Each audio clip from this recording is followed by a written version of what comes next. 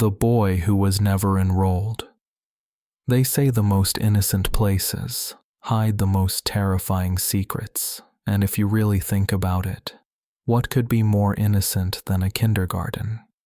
It happened a few years ago in a small town. The teachers thought it was a prank at first, until the cameras showed what no one could explain. Miss Laura had been teaching at Little Steps Kindergarten for 7 years. She loved her job, the laughter, the drawings, the endless noise of children. But at the start of the new school year, something felt wrong, something she couldn't quite name. Every morning, when she took attendance, a small boy in a blue uniform sat quietly at the very back of the classroom. He never raised his hand, he never played, he just watched. His eyes were strange, like he wasn't really there. When Laura asked his name, he whispered, almost afraid to speak. My mom said I'm not supposed to tell. She smiled, thinking he was shy. But that afternoon, when she checked the enrollment list, his name wasn't there, not anywhere. She asked the children about him. They all said he was their friend. They even drew pictures of him. But in every single drawing, his face was scribbled out with a black crayon. Laura felt uneasy. The next morning, she stood by the door and greeted each child as they arrived. She counted them carefully, one by one. But when she turned to face the class, there he was again, already sitting in the back, smiling. That night, she stayed late and watched the classroom security footage. At first, everything looked normal. Children entered, laughing, dropping their bags, running to their seats. And then, at minute 12, the camera flickered.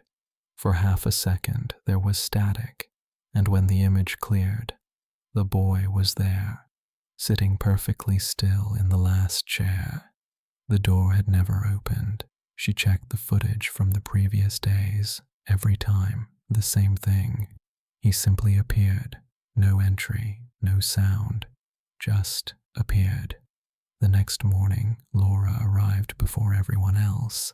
The classroom was empty, the chairs perfectly lined up, but on the last desk lay a piece of paper. It was a child's drawing, a group of happy kids holding hands, and one figure drawn in the corner, all black, no face, no eyes, just a dark outline and a sentence written in uneven letters. I want to be on the list too. That was the last day Miss Laura ever taught there. Weeks later, the parents started noticing something strange in their children's drawings. The same black figure kept appearing in the corner of every page, sometimes standing behind them, sometimes holding their hands, always faceless, always watching. No one could explain it. No one remembered seeing a boy in a blue uniform, but when the school tried to find the previous construction records, they discovered something buried. Before the kindergarten, the building had been a small daycare. It had burned down decades ago. 3 children never made it out, and one of them had never been officially registered. Now, every new teacher who enters that classroom swears they feel someone sitting behind them when they stay after hours. A faint sound of breathing, a chair creaking softly in the dark, and sometimes, when they turn off the lights and glance at the window's reflection, they see a small figure in a blue uniform, smiling from the last row, waiting to be called. If you like it, I invite you to leave me a like and subscribe. Story number 2.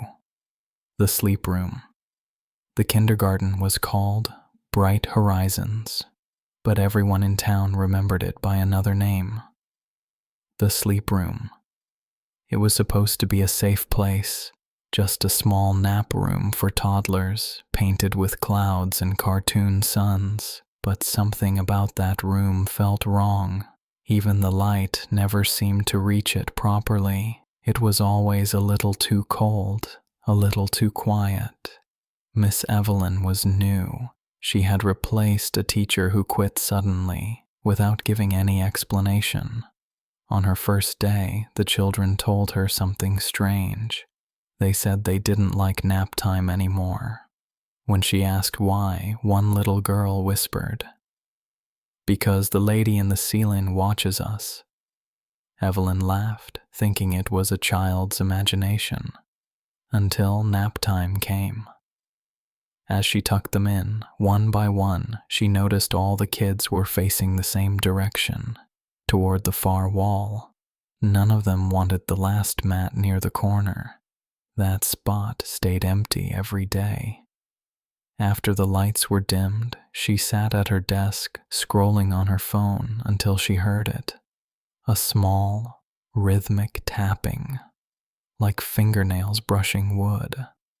She looked up. Nothing. The sound stopped, then came again, a little louder, directly above her.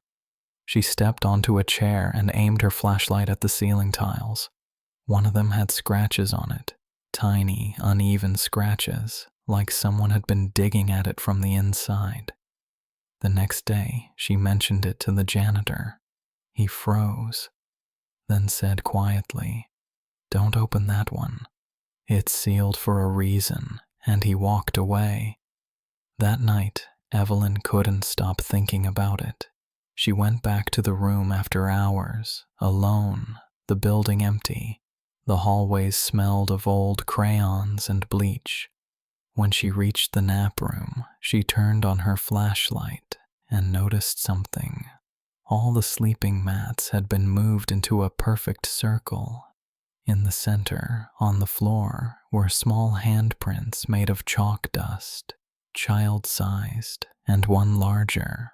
She told herself it was a prank, but as she turned to leave, the lights flickered, and from above, she heard it again, that same tapping, faster this time. Then a voice, soft, almost kind. "I used to help them sleep." The tile above her shifted, just slightly. A thin hand, gray, trembling, reached through the gap and dragged its nails along the edge. Evelyn froze. The whisper came again, closer. "They never wake up crying anymore." She ran. No one saw her again after that night. The next morning, the children were found waiting outside the nap room, calm, smiling. All their little mats were gone. The floor was bare, except for one new thing, a drawing, crayons pressed deep into the paper, a circle of children all asleep, and a tall woman standing above them with hollow eyes and no mouth. At the bottom, written in red, "Thank you for keeping us quiet." Weeks later, the janitor quit too. He told the principal the ceiling tile had fallen during cleaning. Behind it, they found a small wooden cradle wedged in the beams, rocking ever so slightly, as if something invisible still slept inside. No one enters the sleep room anymore. But at night, when the wind moves through the halls, teachers swear they can hear the faint sound of humming, a lullaby, soft and broken, echoing from the ceiling. And sometimes, if you stay long enough, you can still hear the tapping, like fingernails brushing the wood.